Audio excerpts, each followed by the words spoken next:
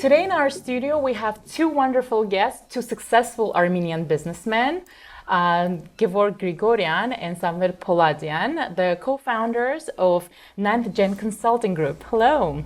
Hello. Hi. Hi, welcome.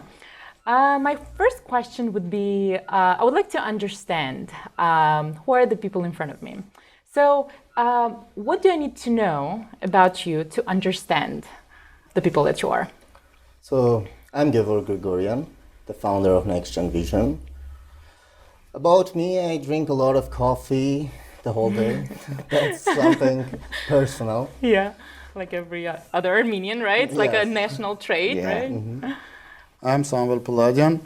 My company is NinthGen Construction. I do the construction. Also, we drink coffee with Gevorg too. That's basically what you do on a daily basis. What we're gonna doing early morning. We're starting our day with a cup of coffee. Cup of Armenian coffee. Cup of Armenian coffee. I saw that earlier. Okay. So you mentioned that you are founders of two separate companies, but you merged recently, right? Yes. Can you tell us a little bit about that? So around 5 years ago, I founded NextGen Vision, architectural company, which was very successful in these 5 years. We became the best architectural company from Glendale at 2022 and 2023, 2 consecutive years. It was one of the largest architectural companies in Glendale. Sam was the founder of G9 Construction Company. He was very successful in 2 years, and we did a lot of projects together. So always our customers were the same people, and we met each other on a construction field. So as we did a lot of projects together, so we thought, why not merge them together and be a consulting group to have everything from A to Z together. So we decided to doing like a one-stop service for the comfort for the customers. That the customer is gonna become one place and get all the answer on their questions. They don't gonna have more headaches that finding something else, so they come in one place and get a really answer in their questions. Okay, so it's one-stop shop. Yeah. Okay. What does it take to succeed in business? What a successful entrepreneur has to have in order to be successful in business? So I'm going to start with the architectural part, and Sam will tell about the construction part, because I don't know that much about the construction. In the architectural business, as we know here, not every architect wants to hire other architects, to make more projects. We do around 200 to 300 projects a year. So me alone, I would never make it. To make it happen, we need a big group for it. So I thought to hire the good architects, good young guys, young people, never think about anything that it's impossible. My next question would be about the type of projects that you take on. Is it only residential, or you also do commercial projects? It's not only residential, it's not only the commercial, so we're doing both. We need to get good answers and with the small budgets for the customer be happy. That's all we have. Speaking of happiness of your customers, right now we're in a crazy housing market. What are the unique needs of your customers, and how do you meet them? They understand that right now we can't make anything with the prices like 3 years ago, because 3 years ago everything was 3 times cheaper. Right now, when they think, oh, why is that expensive? My neighbor did that like 3 years ago with this budget. Right now you're telling me around 50% more. So why that?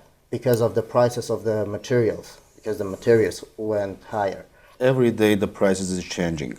So it's very difficult to keep it that price that you said the customer.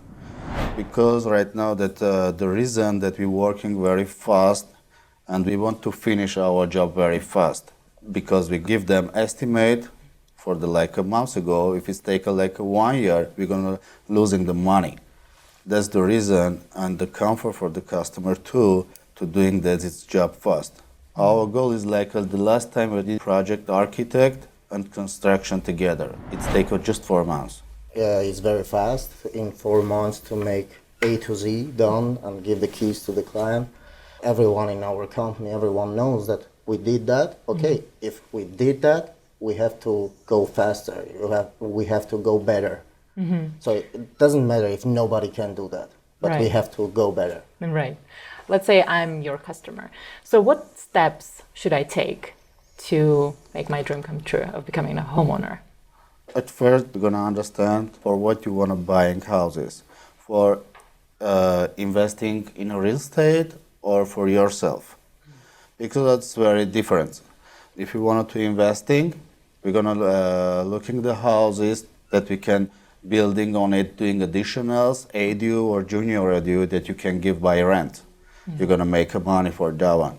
If you are gonna just for you, or maybe you're gonna see them small houses, you need to doing a little additional for your comfort. So we looking for every details for that one. It's better to contact an architect to check all the records of the city, what's going on with this property.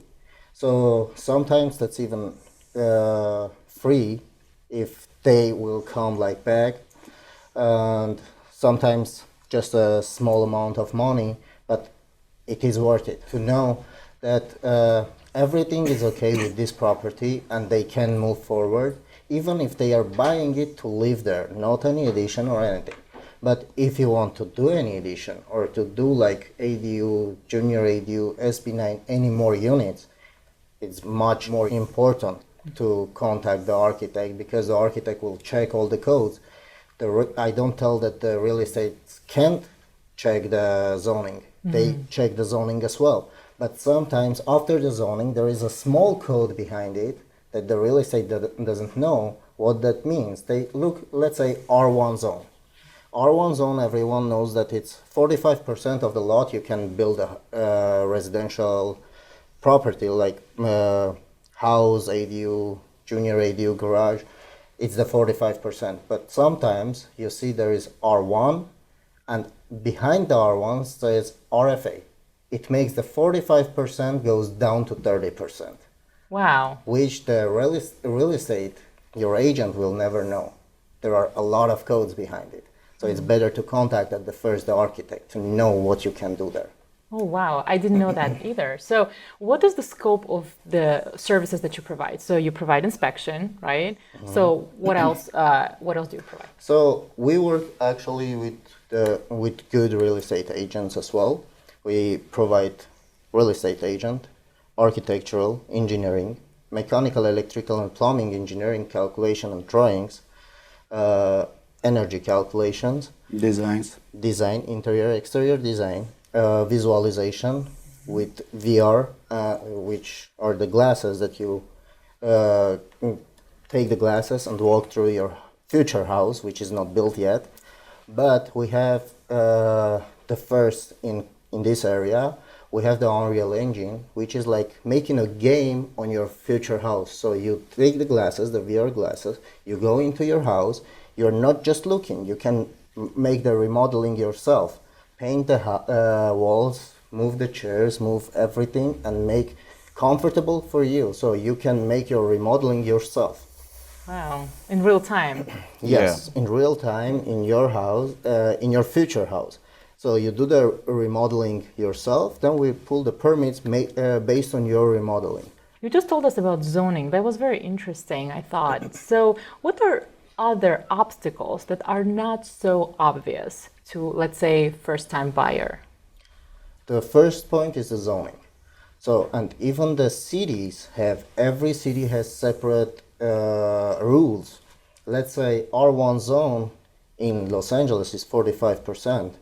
R1 zone in Glendale, there is first district, second district, and third district. It's still R1 zone, but first district is 30%, second district is 40%, third district is 45%. But Glendale has separately a lot coverage calculation, which is always 40%, and has landscape calculation, which the 40% of the lot has to be landscaped. So it depends a lot of things. It depends from the city, from the zoning of this special city, And the rules of the special city and the amendments, even like ADU that is allowed in the whole California, every city has his own rules. Let's say LA City gives 1,200 square foot. But it depends again from a lot of stuff. It's not, oh, you can have the 1,200 square foot. It depends again from the RFA, from the zoning, from everything. Glendale gives 800 to 1,000 square foot. 800 square foot, the city fees are cheaper than 1,000 square foot. It's not just the city fees because of the square foot. No, because you receive the bonus. And under the bonus, you can have maximum 800 square foot. In Burbank, you can have like exempt for the RFA calculation up to 1,000 square foot. Let's say in Pasadena, if you go over 800, go to 1,000 square foot, there is additional around 13,000 to 15,000 fee, city fee. You have to pay additional, not just the plan check fees. So there are a lot of stuff. That's a lot. Lots of money. That's why you need an architect, right? Yes, you have to start everything with the architect. Even if you just buy the house, it's better to start with an architect. If you want to do any construction, again, you're going to come back to the architect. After the architect, you're going to go back to the contractor, which is Sam in our part. So you're not going to move to another company. It's going to stay the same company. So if we give you an estimate for, let's say today you're coming, we know it's going to take a year. Let's say it's a big project. It's going to take a year in the city hall with the paperwork. But if we do the agreement today, then we're going to keep the price. You're going to save the price from today to 1 year. So it's not going to change. Let's say in 1 year, the material comes twice as high as today. You're going to save the price, which we made with the agreement. I will not come to you and say, you know, the prices went higher, I have to change my price. No, it's going to stay. You have saved this price. You have signed it, you gave the deposit, you have saved this price from now on. It doesn't matter what happens in the world. I'm really interested to know about your path. NextGen vision, I think it started from my childhood. I always liked to paint, draw, and I even remember when I was 11 years old, in the school, I was drawing the anime figures and sold to my classmates. So I made again money on selling my drawings like today. Yeah. So, and then after it, I went to the architectural school, to university in Armenia, and then moved to America. So when I moved to America, after 3 months, I believe, I started to work for an architectural company. And the owner of the architectural company always knew that I will open my company. So he always told me, so I know you're an Armenian, you will open your company. So I want to teach you that much that after you open your company, there is not any other questions. So you know how it works. NextGen Vision has started with $500 because this was my only money that I had, $500. It was risky, but I thought, okay, that if you don't risk, you will not do anything. So I paid the $500 to an accountant and said to establish for me a corporation. So I received the papers. So I have NextGen Vision Architectural Company, but I don't have any office. I don't have any computer. I don't have anything. So I have just papers. I am an architect. So I started to make researches. How can I get my first project? So then I found my first project. I even didn't have an office that I could meet him in the office. So I got to his home and like I do a high-class service. I come to your home, you're not gonna come to my office. So I went to his home, took the deposit and bought with the deposit my first computer that I can make his project on this computer because I don't have anything. So after it, when I received the second part, after getting approvals, because I didn't even have printers, so I didn't buy printer because the deposit was less. So in a printing shop, I made all the prints. So I received the permits and received the remaining balance that he has to pay, and I bought the printers and everything. And always till today, when I never loved the word employee because they are not my employees, they are my friends, they are my brothers and sisters. We are a family. So even till today, if we talk in our NextGen family, I always say my first office was smaller than our restaurant. Wow. I come to USA 6 years ago. So I come and starting in a construction job. First I starting in electrical. After it working in a plumbing, framing, foundation, all step I want to passing for exactly understand every step in a construction. In a practice, I want to have every step practice that I don't have any mistakes in a project. So 2 years ago that I passed the whole steps, I say, I think I'm ready to go to the contractor. So this time I get a contractor company, so G9 Construction. I opened the G9 Construction company and starting doing contractor job. So we were NextGen Vision. Now he was G9. So together we are NinthGen Vision now. NinthGen Consulting Group. So that's the highest place that everyone can reach. So we want to have the highest place that we can reach our best. Even though you started in the office that was size of a restroom, right now you have a spacious office in the center of Glendale. And also what amazed me was this wall that has Armenian map on it, Armenian and Artsakh map on Not it. only Armenian and Artsakh, it's Armenian and the Western Armenia. Oh, that's something from my heart. So for me, that map is very special. As you know, 100 years ago, there was the genocide. Over 100 years ago, there was the genocide of Armenia. Oh, and we lost the Western Armenian, which is by the Turkey on the documents right now. And the same thing happens right now in Artsakh. Over 120,000 people are right now under a genocide in Artsakh. Which I can feel the pain because I always say, if anyone asks me, have you related people over there? I always say, I have 3 million brothers and sisters in Armenia and Artsakh together. So they are all my brothers and sisters because they are Armenian and I came from there.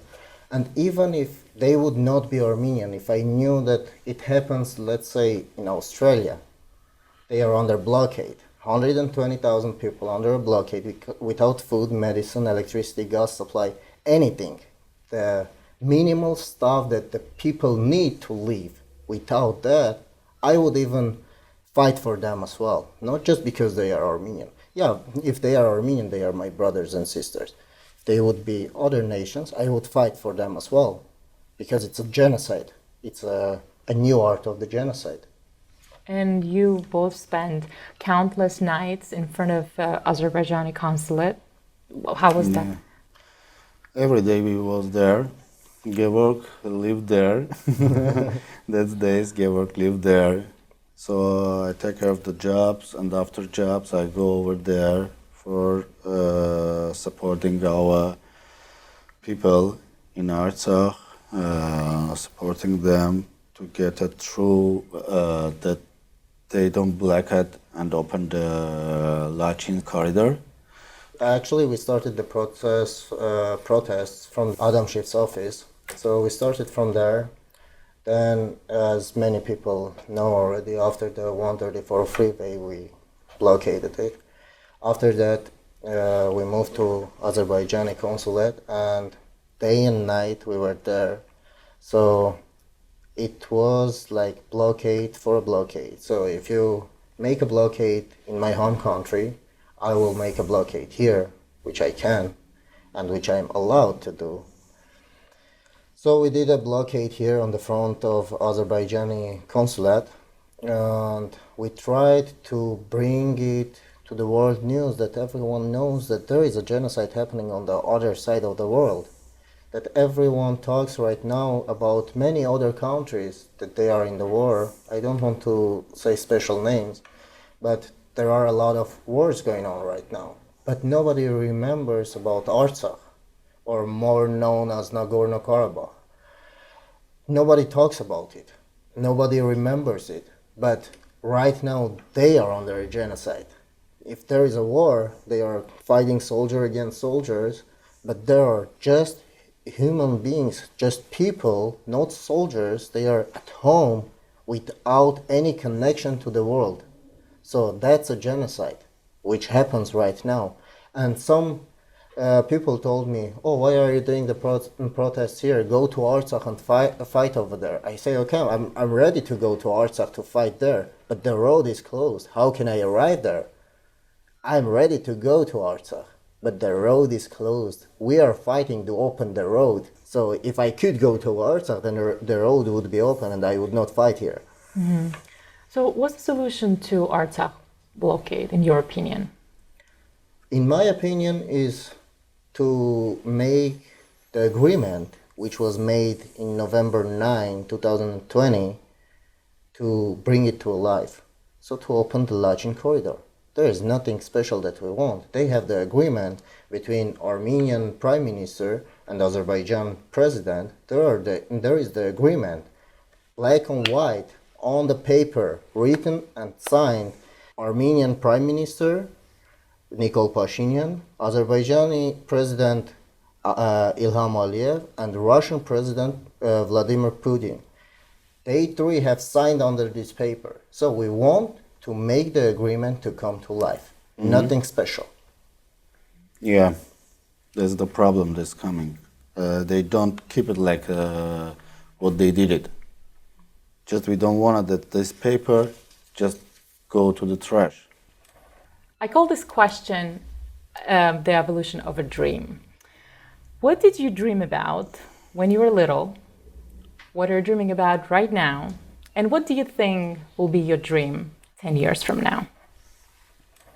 When we was child, this time a lot of my friends want to have a pilot, go